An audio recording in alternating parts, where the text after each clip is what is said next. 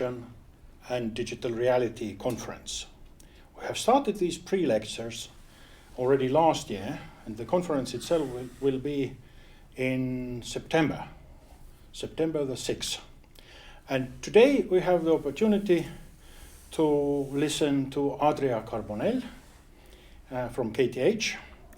And we have a second part, or actually the addition to the previous lecture on Barcelona. So we will be dealing with innovation and Barcelona in a little bit wider environment.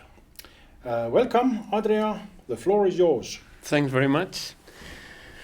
All right. So, this is a.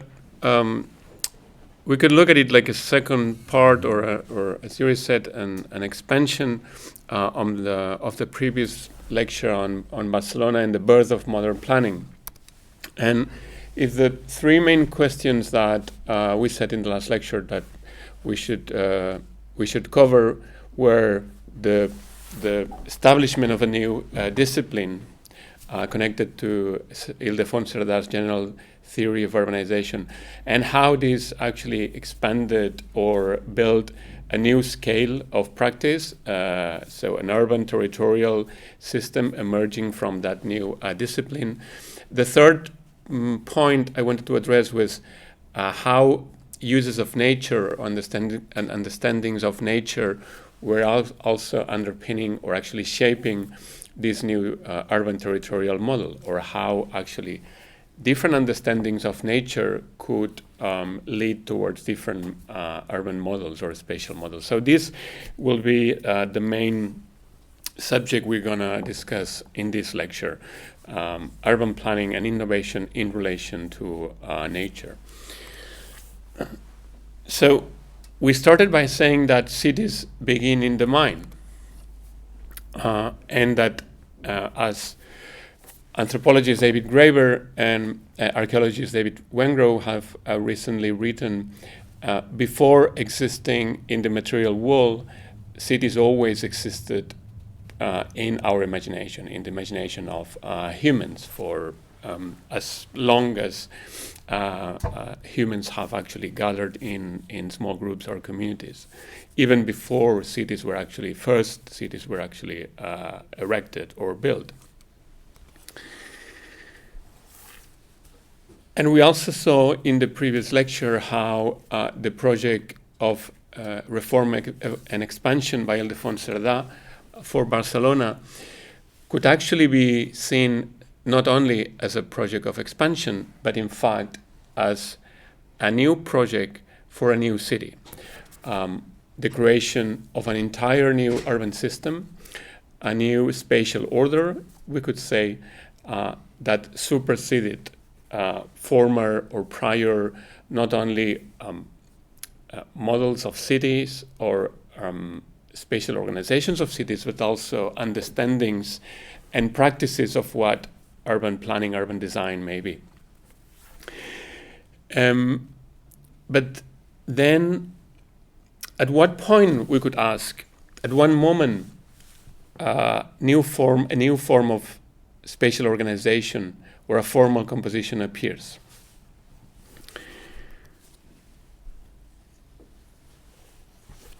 As urban designer and urban theorist Manuel de Solá Morales claim, to build a city, actually, there are only two necessary things. There is an idea of urbanity and a support infrastructure. To synthesize this otherwise simplified thought, we could say that a city is built, or that urban planning draws on a mental image on the one hand and a physical support on the other one.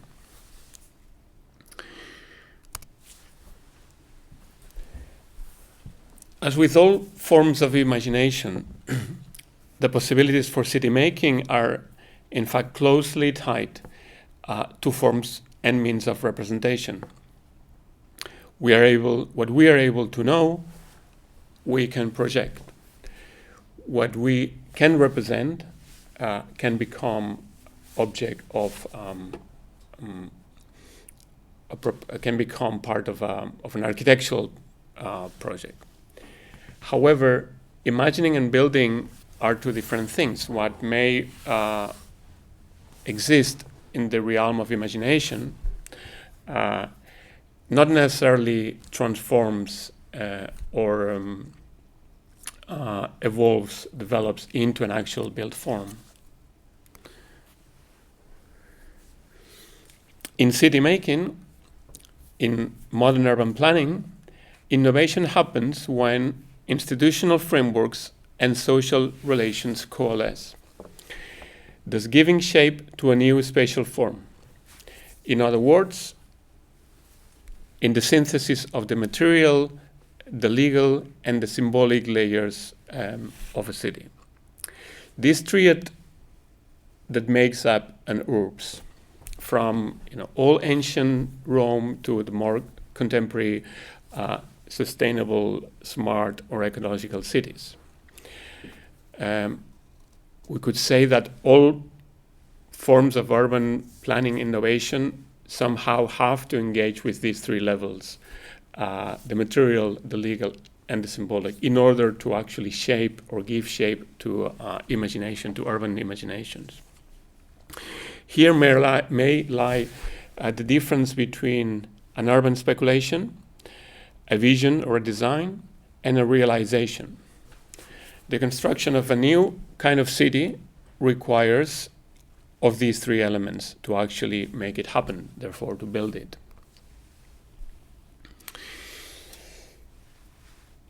If we are to think of new forms of organization, new spatial schemes that are born from the concerns of our contemporary era, therefore to innovate in the practice of urban planning, I would argue that we must find a support that operationalizes the visions that, for instance, big data, artificial intelligence, ecological thinking can foster.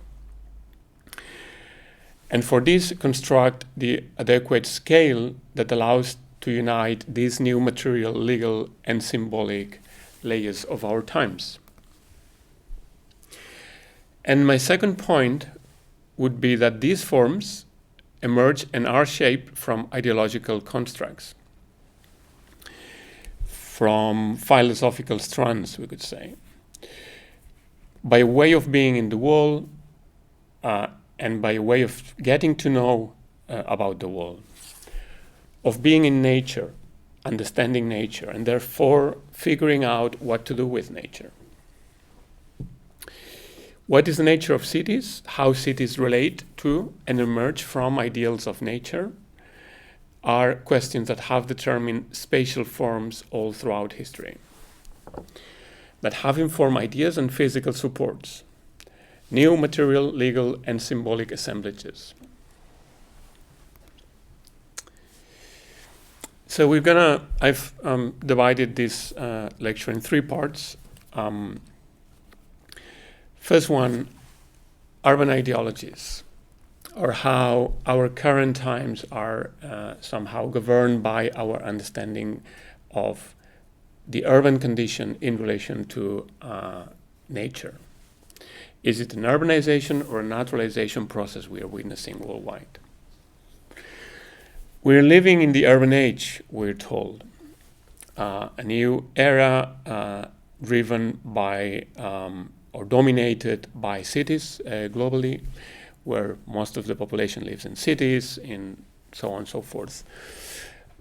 This widely spread narrative is being somehow questioned from urban theory, urban geography, urban economics, different fields also, as being quite limiting in understanding the actual phenomena, planetary phenomena of global urbanization we are actually witnessing. And we could refer to, for instance, what Ernst Herberg called the ontological cityism, which is what he calls an arbitrary empirical assessment of sustainability impacts within individual urban boundaries, either urban or rural boundaries. Therefore, the analysis of sustainability parameters based on enclosed areas or spaces which are not able to fully depict the impact of sustainability or the relation to sustainability. Or we could also refer to the city-centric urban theory, the critique to the city-centric urban theory that Neil Brenner has been widely writing about. And to what he called an urban theory without an outside. Therefore, an urban theory that could include all those spaces which are external to the city, that we usually think like lying outside the city, right? So somehow not completely blurring the difference between the space of the city in the external space of the city, the countryside, the rural, and so on, but just to put them in dialectics, to put them or to understand that they are both processes, that they are both spaces part of one same process of spatial transformation or of spatial restructuring. The urban age narrative has been promoted from many disciplines, institutions, to start with the UN Human Habitat, and has been popularized, for instance, like in publications like this one, Living in the Endless City, The Urban Age, London School of Economics project together with Deutsche Bank. And in these widely disseminated publications or books, there are, besides the narrative, also a series of data or a series of measurements which are associated to cities, to the way we understand, we define, and therefore we measure cities. Among these data, we can find a pretty obvious and well-known reference to the population. More than half of the whole population of the world lives in cities, and the prognosis is that this is going to increase, so 53% at the time living in cities. But also we find other indicators, for instance, referring to the surface occupied by cities in the entire Earth. And then we come across this pretty tiny percentage, in fact, of land which is occupied by cities. Quite striking number if we compare it with the 83% of land of the planet that has been subject to alteration or modification or transformation for human activities. So immediately put together, these two measures tell us there's something not obvious, or there's something wrong with just focusing all our efforts in the world defined by cities. If cities are responsible for most of the emissions of CO2, for instance, cities are responsible and also are supposed to be the solution for most of the challenges we are witnessing today, from demographics to energy to food production to equality and so on. What actually happens between these 2% of surface of the Earth they occupy and the 83% of the land of the planet that has been altered by human action? What's this 81% left, but equally transformed, right? Actually, in more recent studies, in this global human modification of terrestrial system produced by a NASA agency of 2016, they actually map, or they actually conclude that they produced this map of the world where above 90% of the land mass, of the terrestrial mass of the Earth has been actually altered to some degree by human action. Therefore, we're living in a world not only of cities, but a world completely dominated by the requirements of cities.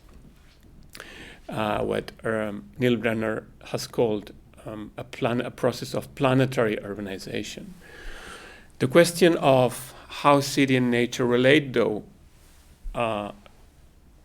is not obvious then. An idea of nature which is external to the urban, an idea of nature which is external to culture. If we go back to classical distinctions between city culture, countryside nature, or rural nature, obviously these recent mappings of the world, or the alterations and transformations of the entire Earth, point towards some kind of a critical issue or a critical blind spot, right? So those ideas of ideal nature somehow dominating or driving the transformation of, or the development of human activities and human actions, like this poor men finding shelter, under the side of gods, not really caring much, used by Claude Nicolas Ledoux, for instance, that led to an architecture that somehow should find an order, a natural order through the geometry, through kind of perfection, and that could provide shelter for man in that kind of external nature, is somehow overcome, or is at least put into question, or is messed up, is kind of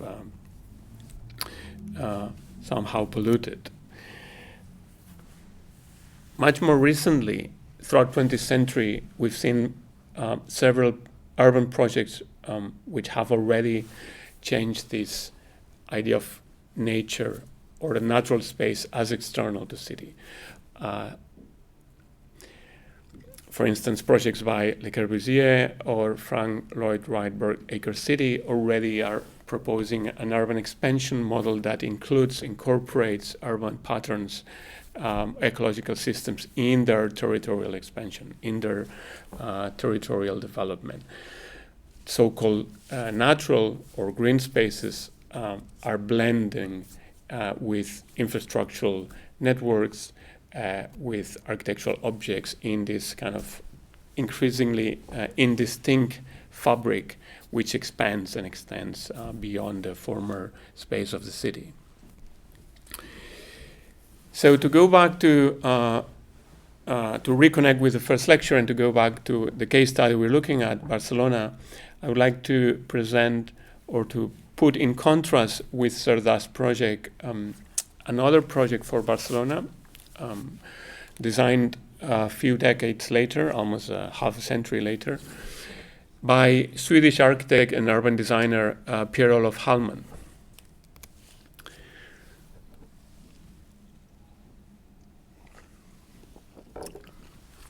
If we saw how the establishment of modern Barcelona essentially required of the cartographic representation of the empty space, of this natural space being outside the city, and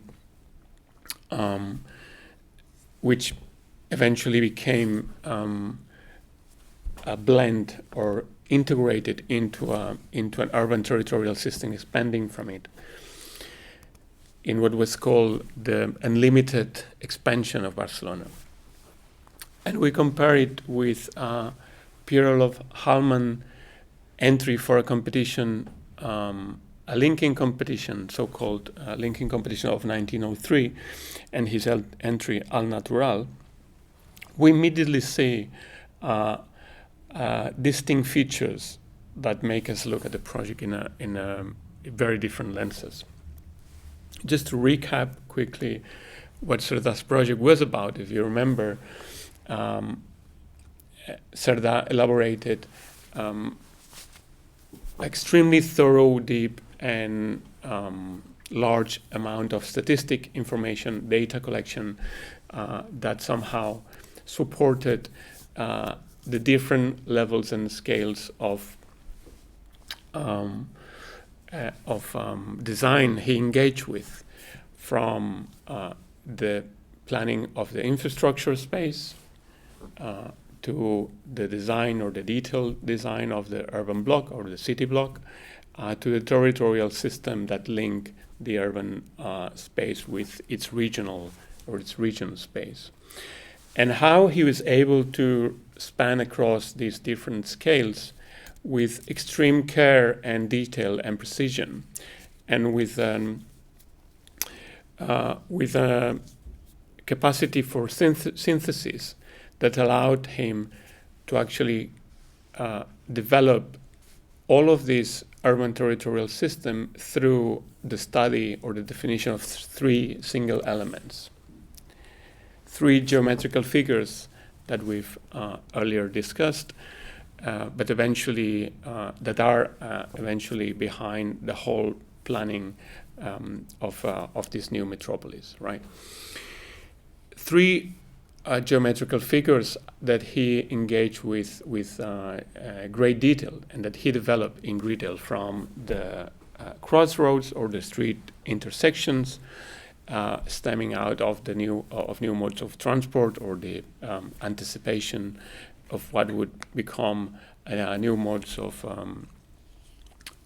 circulation, to the space of the street, this 20 meters wide street that he developed in full detail, to the definition of the different pavements, the exact location of the trees in the street, accesses for houses, location of sewage collector systems, so infrastructure, space, and architecture.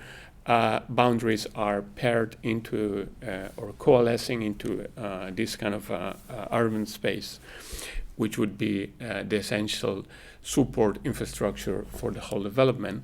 And the third element, the urban block, that was a result of the infrastructure layout, but was also developed in great detail through a process of re-subdivision of plot structure, plot subdivision, and then playing this dual role of representation space on the street side and space for rest and kind of greenery in the inner parts of the courtyards.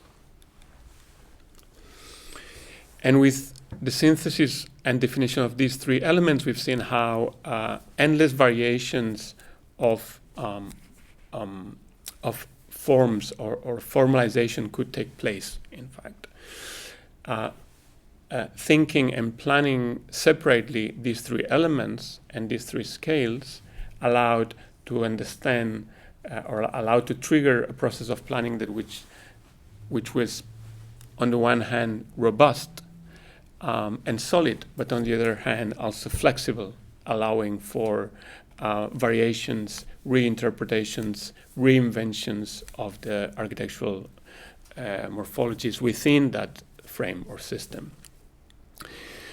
As the plan was implemented over the following decades of its approval in 1850s or in 1860s,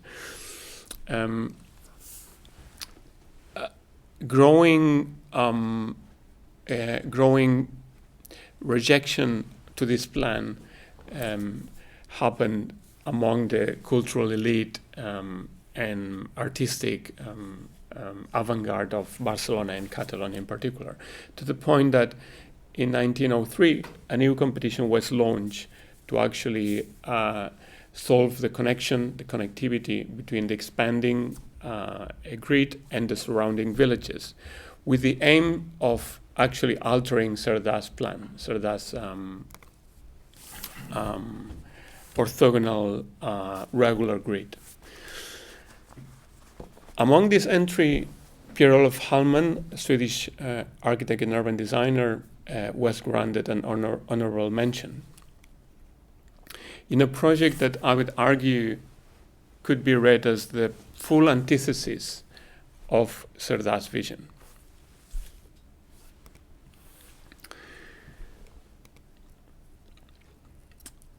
As I just said, the social and cultural climate of Barcelona at the time, for political but also aesthetic reasons, was quite in opposition with Cerdà, with the development and implementation of Cerdà's plan.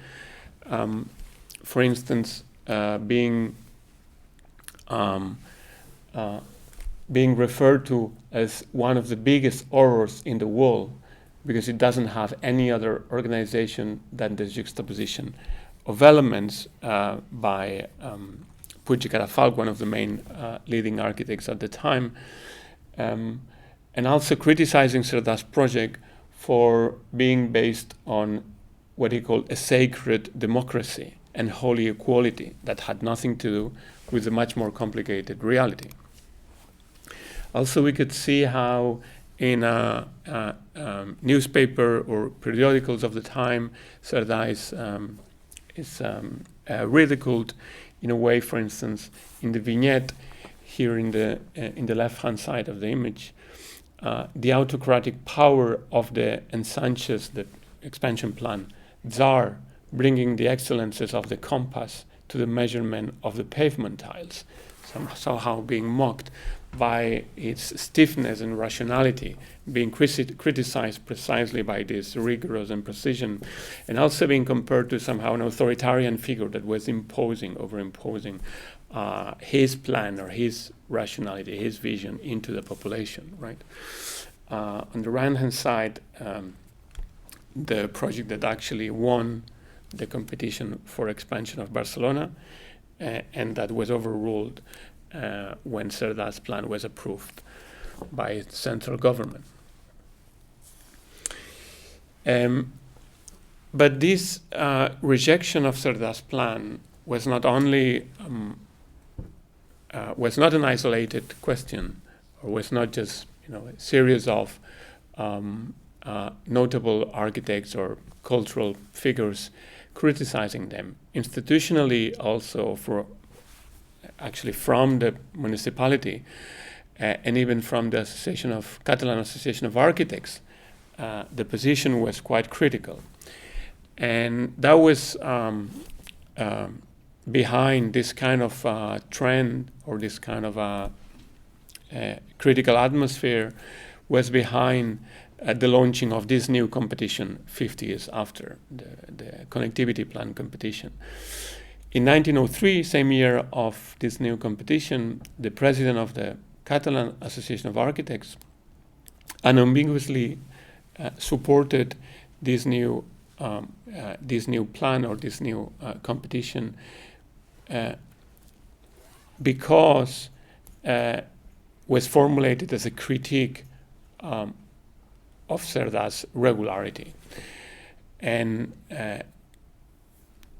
literally even referred to the tendency, which was supposed to be the zygote or the spirit of the time, the new tendency to exceed the geometrical monotony of street distribution, which is so harmful for the beauty and the comfort of an urban. So monotony, geometrical repetition being seen as harmful to beautiness and comfort. So that's the context that the new competition was put up. The winning entry was submitted by Léon Josely, French architect and urban planner, later also renowned for winning a Great Paris competition, with a proposal that actually aimed at being much more efficient and much more productive than that of Cerdà, right? Somehow bringing together late 19th century kind of cultural and aesthetic principles, but also trying to bring a new kind of rationale to the city, where the land use of this of the urban space was specialized, subdivided in what we could call an early version of the zoning, of the modern zoning, right, where different spaces of the city, areas of the city, are dedicated to specific uses. Industrial use, residential use, green space, public space, so on and so forth, right? So the city starts to be separated into, you could say, specialized areas in a process of what Josely called the taylorization of the city. So the city understood as an organigram, as opposed of a fabric, or as opposed of a structure, as an organigram, which is thought not only from its parts, but also as a whole, as how these parts, as the relations between the parts make up a whole, right? And making this parallelism with the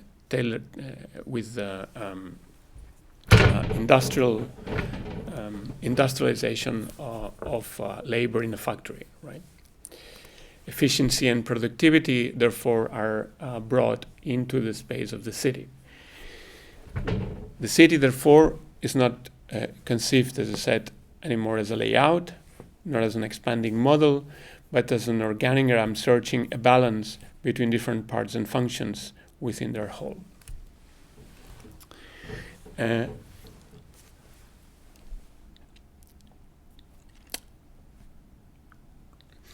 Honorable mention for the competition was awarded to Pierre-Olof Hallman, coming from a very different tradition, known as the urban design innovator in Sweden, the one that brought in new, especially German theories and ideas of town planning at the turn of the 19th to 20th century. An urban designer or urban planner that extremely influential, that, for instance, designed the first green garden, the first garden city in 1907, the one you see on the right, the city of Enskede, but also developed urban design projects, general plans, overall plans all across Sweden. And as you see already in the left-hand side picture, in this general plan for Skellefteå, already using features that were present in the project for Barcelona. Very distinctly organized boulevard spaces, diagonals, representative monumental architectures that somehow establish hierarchies within the urban system. Hallman was highly influenced by Camillo Sitte and his Building Cities According to Artistic Principles book.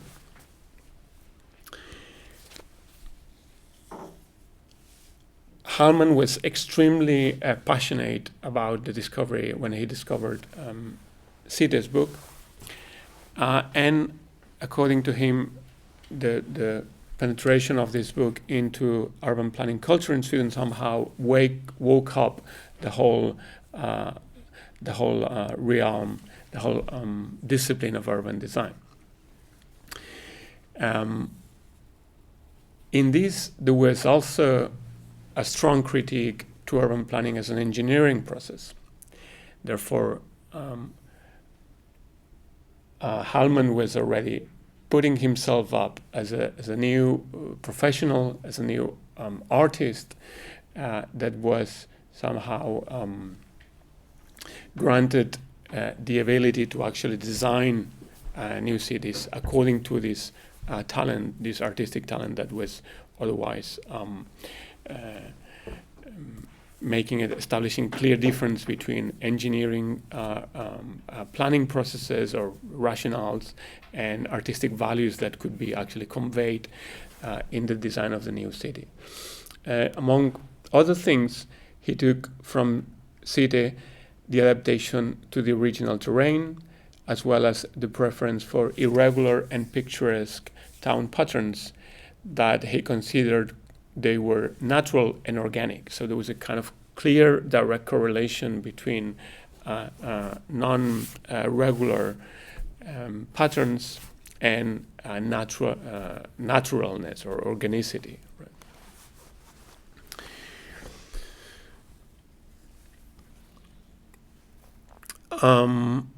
Besides the consideration of nature, nature understood as landscape, understood as the form of a terrain. There was a main concept that was extremely influential in Swedish town planning at the time, the concept of enhetligheid, from German, meaning uniformity. A uniformity which urban historian Thomas Poulsen defines as a conformity to one pattern and a relationship between buildings and also between those buildings and the urban spaces they created.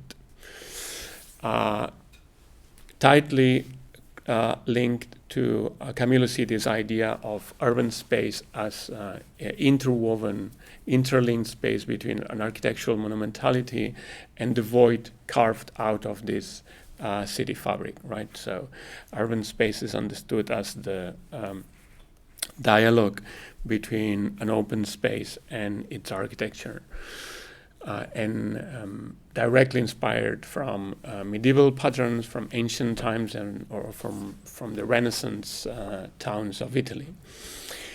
This conformity came along with a clear and upfront rejection of the orthogonal grid, an attitude that closely resonates with Cidi's claim that, and I quote, "It is in street layout that rectangularity is especially hazardous, and that straight lines and right angles are the distinguishing elements of artless city plans." So this was a very clear opposition as being of geometrical regularity in relation to being unnatural and ugly, right? In some of the studies that Hallman developed himself, he even altered some grid-like layout for Stockholm, for instance. You see in the image proposing the altered layout on the left, and explaining how in this new plan we have the convenience of a well-ordered structure of the dwellings. In the old plan, the familiar boredom of schematism, the regular grid, and in the new one, finally, the aesthetic design of the practical requirements in the old poetry-less sobriety that is not even practical. So a kind of understanding of organic patterns in the city, of a close relation between natural design to this irregularity, to this organicity of the forms. Hallman came from a tradition of Beaux-Arts, was extremely talented drawer, and highly influenced by classical architecture and by Beaux-Arts discipline. Something he carried into urban design. And by comparing the two layouts or the two proposals, we clearly observe not only how the regularity of Cerdà's plan is distorted, how new patterns are introduced in order to create this kind of picturesque meandering throughout the city, but also how spatial, particular monumental spaces, how new centralities are generated through these big monuments, these red objects which somehow determine or organize the space around them. And this is all conceived through an understanding of we could call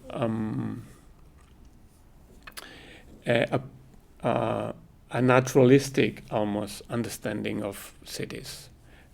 Cities should mimic, should imitate, should copy the natural order. A natural order understood as a biophysical, as the form that natural elements take, the form of the landscape, we could say.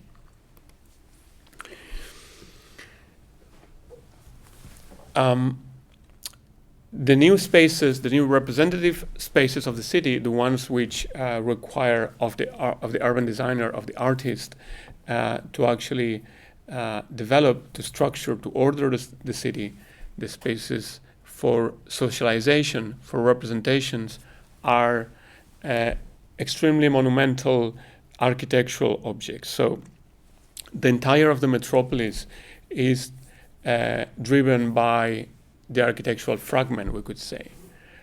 Parts of the city which are designed with great care and with great monumentality, which are infused with particular values and aesthetic attributes, aesthetic features that convey some kind of confer to architecture some level of representation. And these are the objects, or these are the types of spaces that define the character of the city. Between them, the focus is less important. And this is clearly observable in the series of drawings, perspectival drawings, that Hallman also proposed for this new metropolitan area or metropolitan project of Barcelona. Extremely monumental, extremely architectural spaces, all defined by axes, clear axes, by this close connection between buildings and public spaces or plazas, avenues, boulevards, and so on.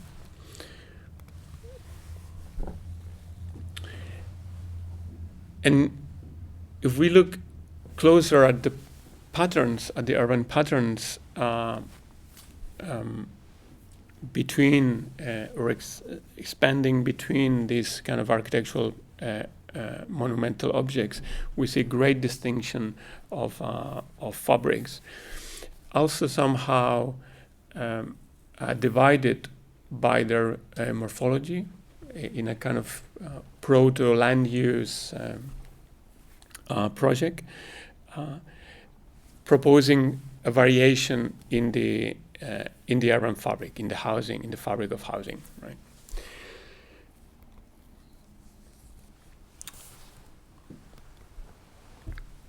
So, if we saw in the previous lecture how Cerda's work was driven and highly motivated by principles of equality, or of equal distribution, of equal access to urban space, to urban resources. And that was almost a moral imperative guiding Cerda's work, not to mix up, or also somehow supporting an endless variation, but still providing a sense of equality in urban space.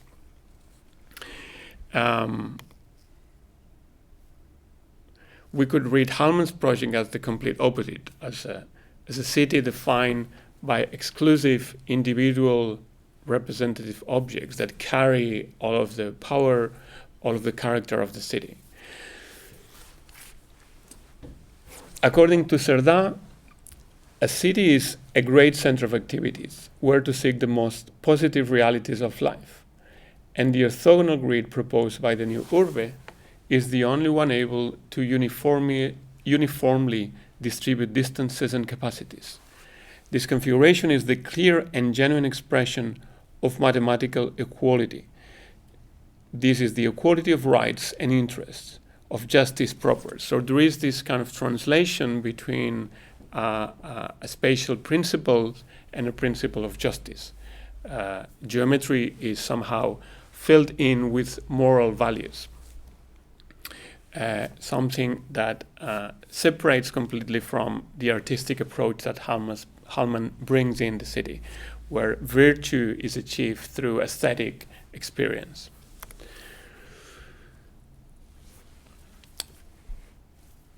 Cerda indeed wrote, a quote, "We could offer great benefits to humanity when, having discovered them through constant research and having studied and understood them, we could properly apply the principles which nature dictates, natural reason demonstrates, and which natural law proclaims for instilling order and coherence and harmony among such heterogeneous and often contradictory elements." So Cerda really comes from a tradition of natural laws and natural rights in a way. So for Cerda, nature is a principle of organization, is a universal principle of organization. A series of natural laws that through research we humans can access, and we can pursue, therefore, a sense of justice. So universal laws may result in egalitarian kind of justice for all, right? Whereas in the case of Hallman, nature is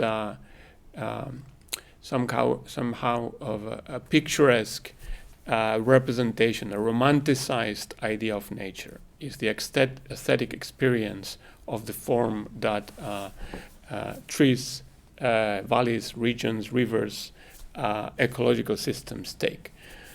Is a kind of is a system which is perceived, which is external to the human sight.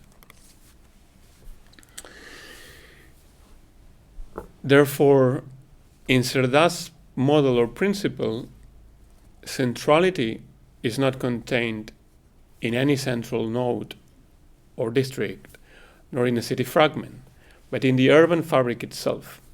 It is embedded in its very layout, thus integrating social, material, and environmental elements, constituting what philosopher Sven-Olof Allenstein has called a political nature. On the other hand, Pierre-Olof Hallman's idea of centrality is extremely characterized by this architectural formation. Is mediated by aesthetic experience and monumentality in the city. While Cerdà collapses urbanization and nature in an all-encompassing process of socioeconomic and technological formation or transformation, Hallman's proposal embodies a sort of pastoral position. In this way, his competition motto, Al Natural, Hallman's competition motto, refers to a non-distorted natural condition, to a nostalgic natural order of things. However, could this proposed natural order not be a regression against nature? The paradox of reading both projects side by side is that what one may consider a natural form of organization, in the eyes of the other, it may seem as contra natura, or against nature.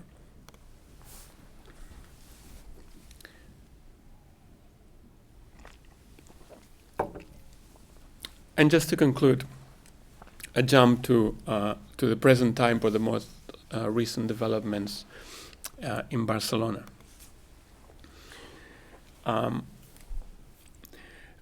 The expansion plan of Barcelona, as we see in the picture, even though implied establishment of an entire new metropolis and the development of the entire plain of Barcelona, if we see it from the eyes of today, when cities kept growing and expanding and morphing into a whole regional entities, actually the area occupied is not that much.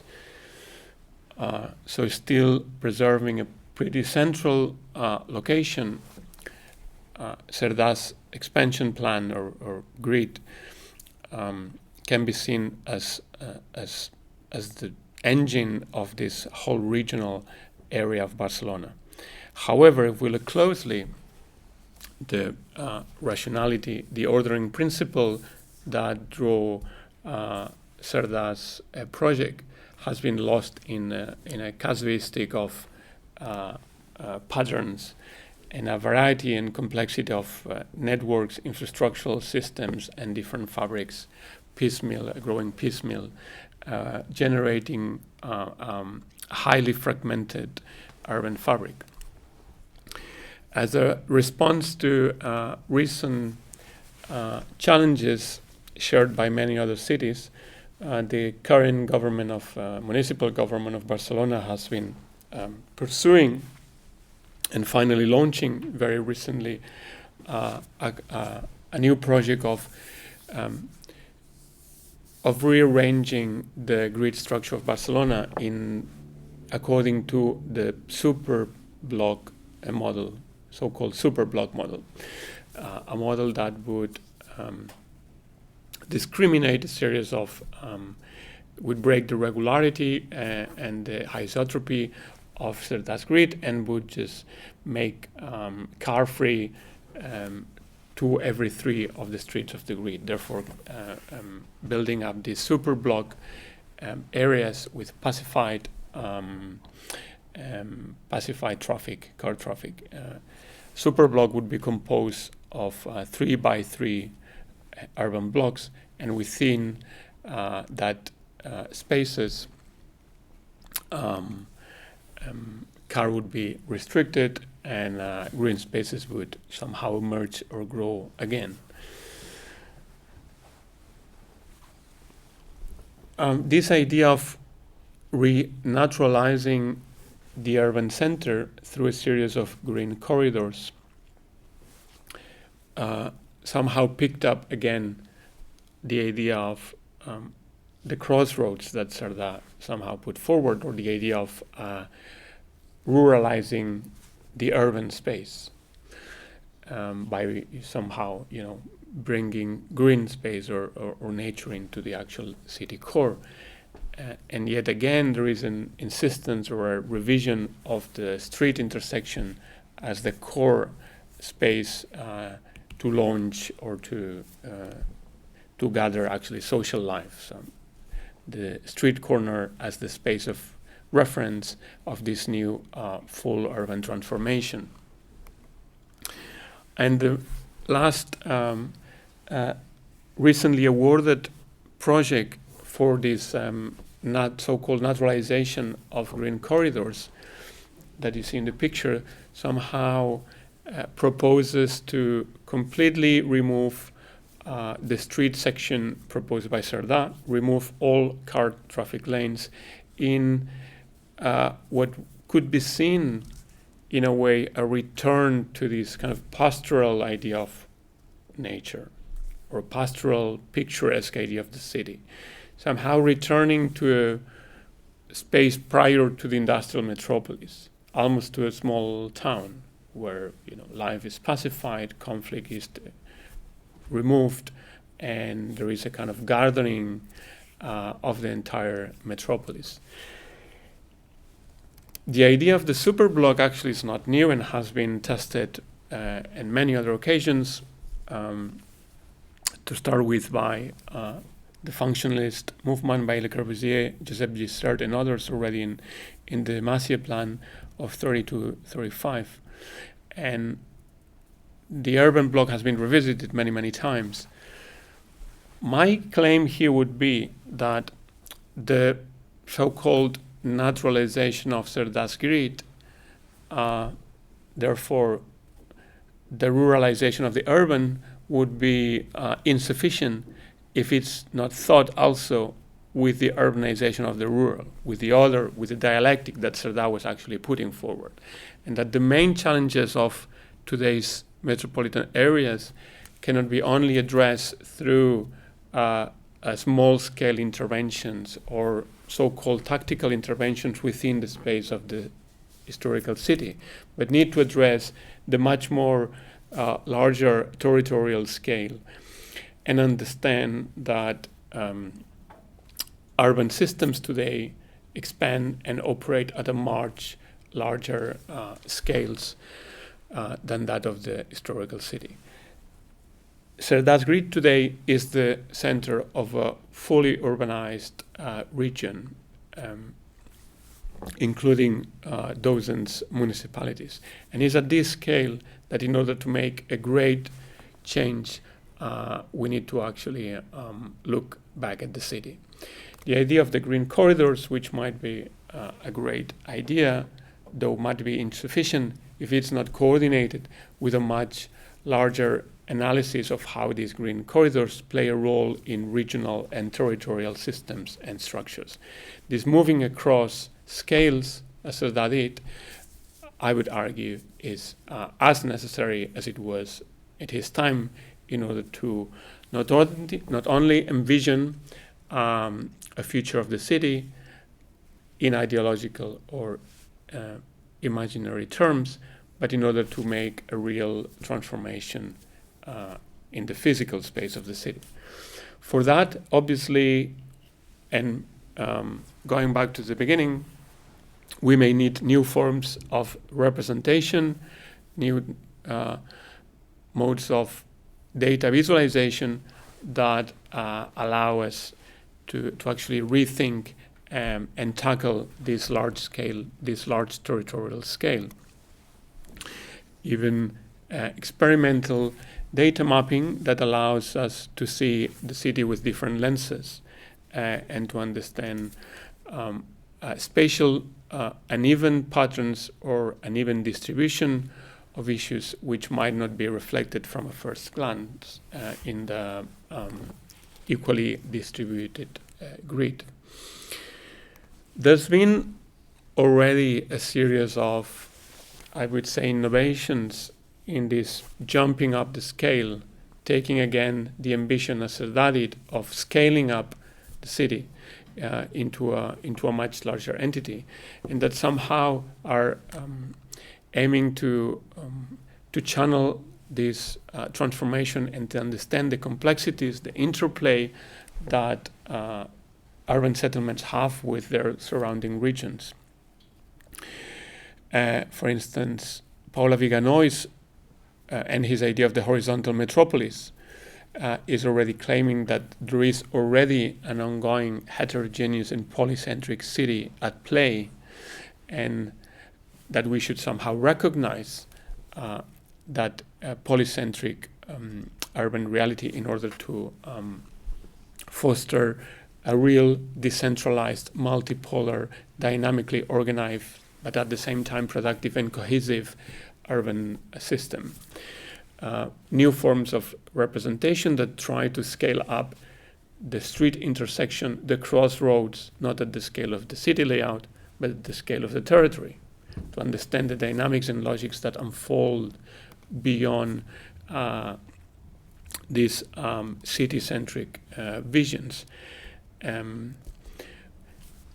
Building up again on Manuel de Sala Morales, paying attention to the structure of the territory, paying attention to the structure of the void which is not an empty space, but a magmatic and heterogeneous territory, both visual and tactile. Main urban challenges today may happen at the interplay or at the intersection between these two systems, in the integration of urban and ecological systems. How to therefore rethink, redraw the city from a new understandings of nature-city relations may come up as extremely important way of innovating when it comes to the future of our cities. A Chinese philosopher, Hu, argues for the reopening of the question of technology in the era of the Anthropocene, this area where human action have altered basically the geological structure of Earth, where the Earth and the cosmos have been transformed into a gigantic technological system. Hu argues it is necessary to elucidate the meaning of nature before embarking on further discussions of the relation it may have with technology. And he is not alone. After a few millennia discussing the nature of nature, we're still entrenched in an ideological battle to define what nature is or ought to be.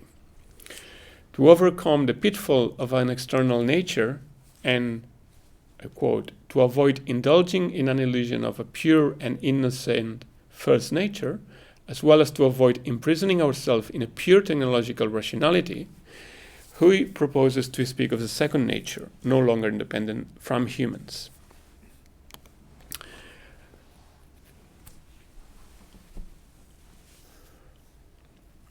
This is what we've tried to do in an academic studio project looking at ecological systems surrounding the city of Stockholm and trying to look at them to reverse our gaze and to apply urban thinking, urban analysis at the interaction between these so-called unbuilt spaces or green spaces or ecological spaces which have left between urbanized regions. And by doing so, we've identified a series of patterns, possibilities of city development which somehow merge these urban ecological or urban natural systems.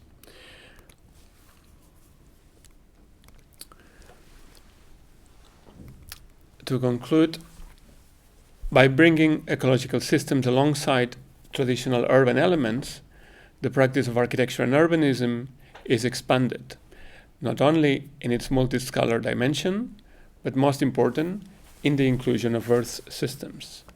Biophysical cycles, cultivated lands, and functions typically associated with rurality can be brought together into a reshaped notion of urbanity that takes responsibility for its outsourced peripheries.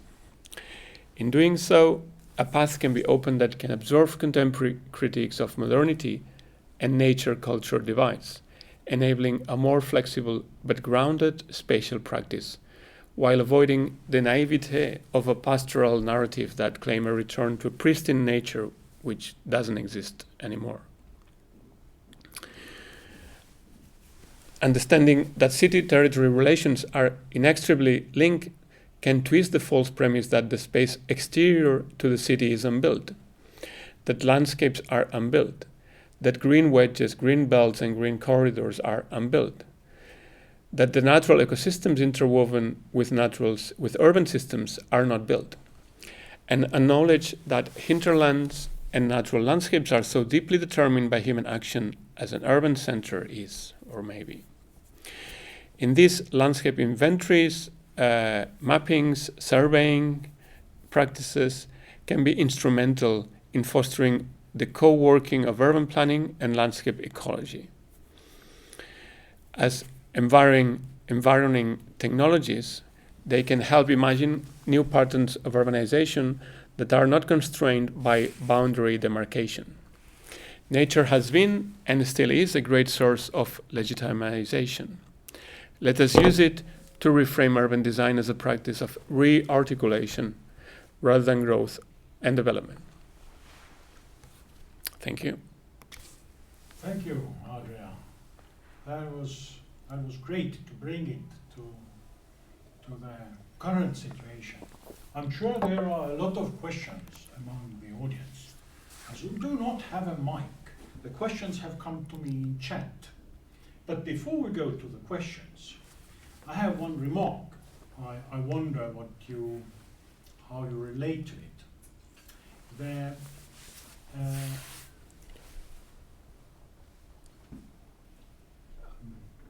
If we think of history of urbanism, then there always has been this argument that 53% is now in the cities, that something like that never happened.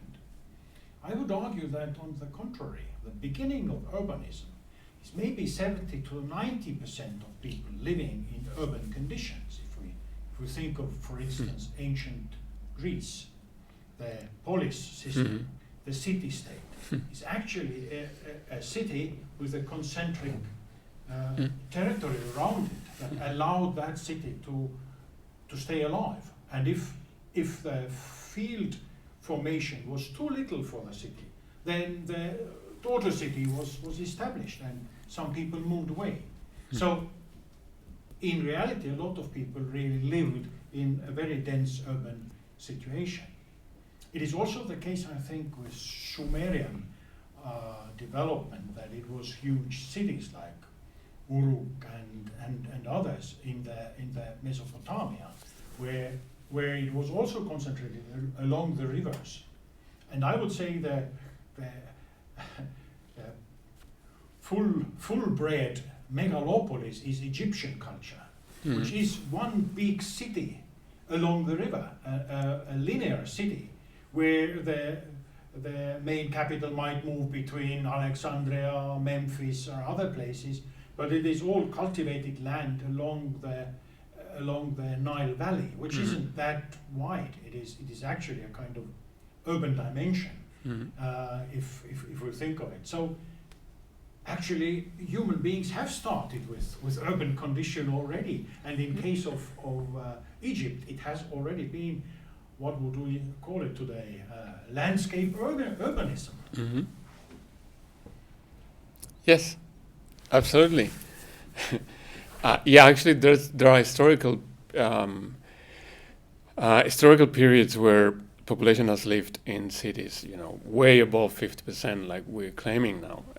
So that's why I think this kind of new narrative of the urban age is a bit leading nowhere, or is not telling much really about the situation that I think is critical, not because of the 50% living in cities. It's critical because other issues. And I think your example, and to me, what's really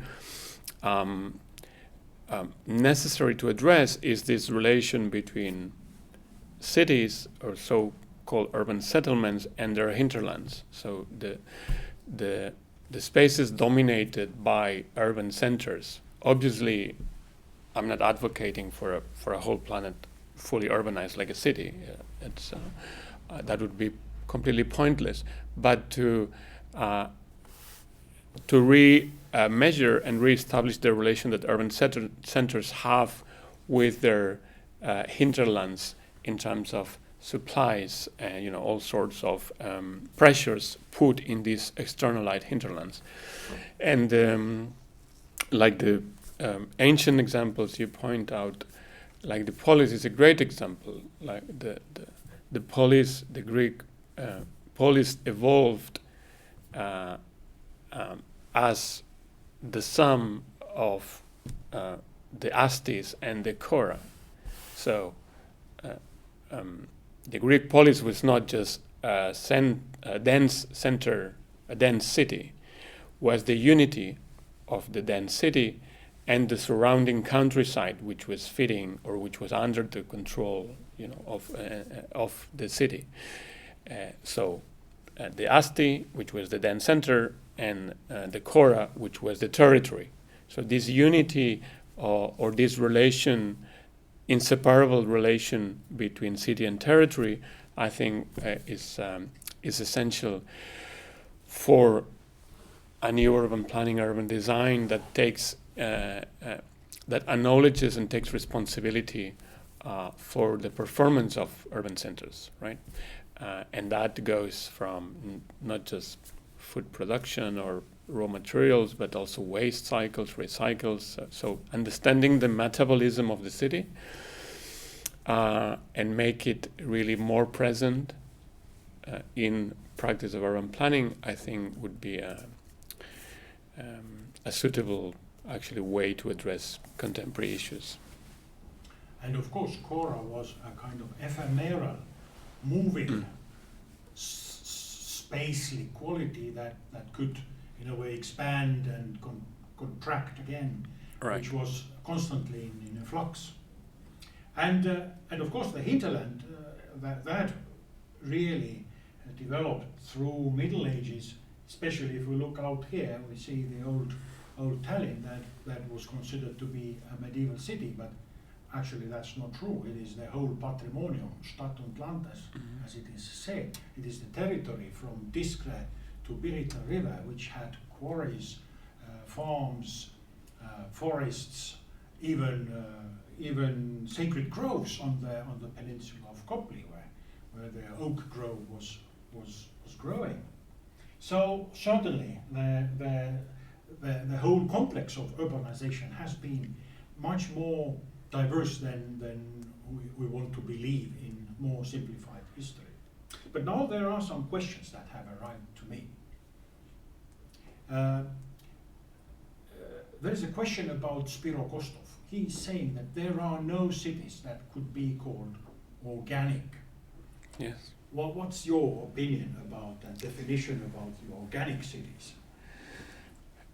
Yes, I'm pretty much with Kostov. If I remember correctly, he refers to the case of Siena, for instance, which has been typically seen as an organic pattern. And then what he highlights, or what he proves, is that this so-called organic pattern was actually the result of a series of norms and rules and availabilities of resources and technologies at hand.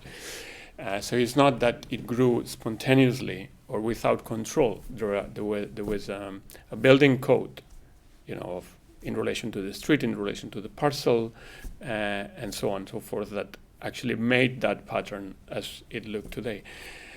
And I would claim that's the case for pretty much, all urban settlements, even those that seem unstructured, or what we may refer to as organic. Typically, they always relate to a certain normativity, to a certain framework, whether it's a normative, like a legal framework of access to property, or a building code, or a particular technology that actually had shaped, that has determined, or has at least influenced or limited that growth.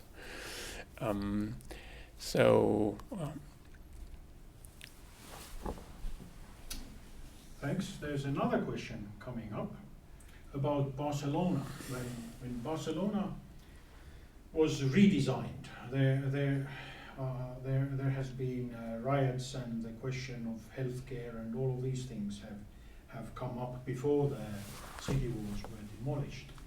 The question here is about social strata. How the society was composed in Barcelona at that moment, where the contra-argument to Cerdà was that it is much more complex and isn't really the even distribution of space, but there should be some hierarchies. Right.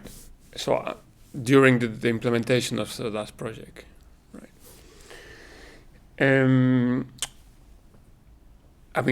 Obviously, Cerdà's was I don't want to call it a utopian vision or an idealist vision,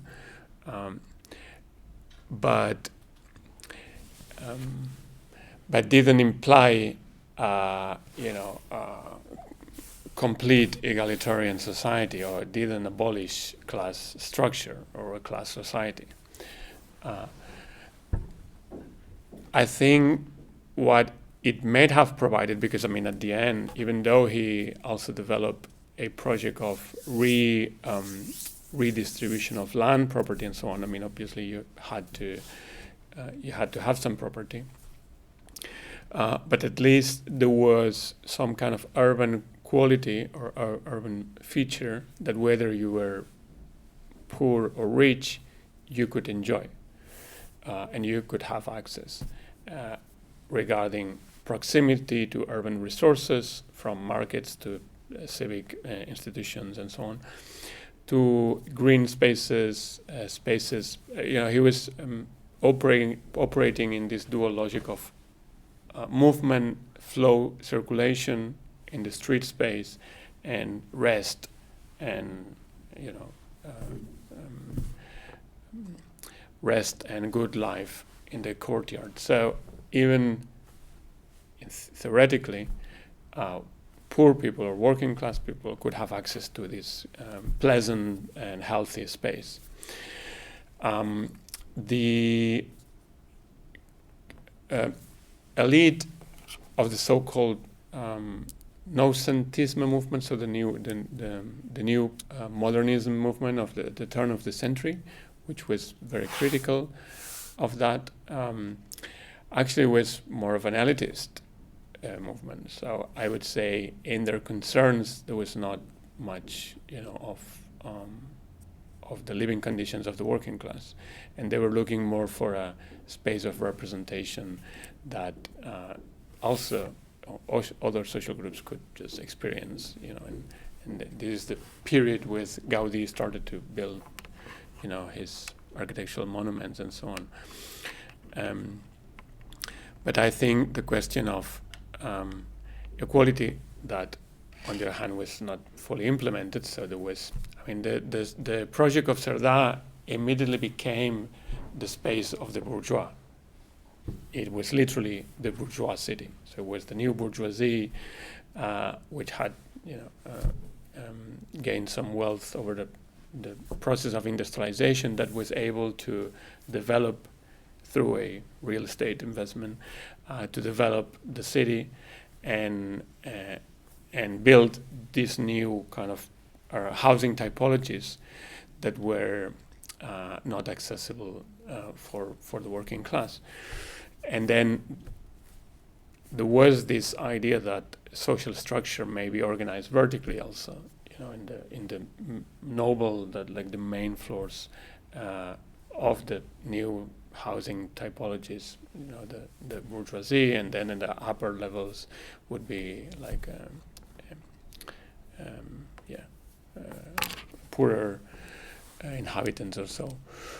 But yeah, I don't like to answer the question. I don't think the critique to Cerdà was providing an alternative, or was largely concerned with social equality. Okay, let me see if there are any other questions. Well, this seems to be that. Thank you very much, and I hope to see you on the conference 6th of September in autumn. Thank you very much. Thanks a lot. See you.